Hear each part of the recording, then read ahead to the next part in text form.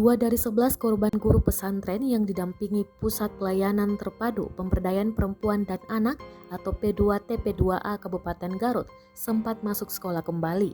Namun, baru seminggu belajar, keduanya dikeluarkan sekolah karena ketahuan punya bayi.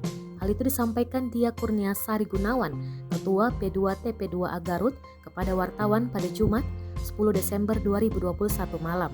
Menurut dia, selama mendampingi para korban, P2TP2A memang berupaya memfasilitasi agar anak bisa bersekolah kembali. Pada bulan Agustus, ada 3 anak yang siap sekolah dan kemudian dicarikan sekolah. Namun, 2 diantaranya dikeluarkan kembali oleh sekolah. Dia melihat keinginan untuk bisa bersekolah kembali dari anak-anak sangat kuat. Namun, aturan dari sekolah kebanyakan tidak mau menerima karena sudah punya anak.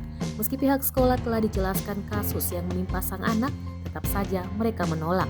Saat ini, kedua anak yang telah siap melanjutkan sekolah memang belum bisa kembali bersekolah.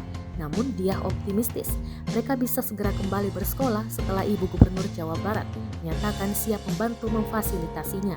Selain soal sulitnya mencari sekolah, selama pendampingan para korban, kesulitan lainnya saat akan mengurus agar mereka bisa bersekolah kembali adalah ijazah yang dimiliki anak dari yayasan yang dipimpin pelaku karena tidak diakui Kementerian Agama karena nomornya tidak terdaftar.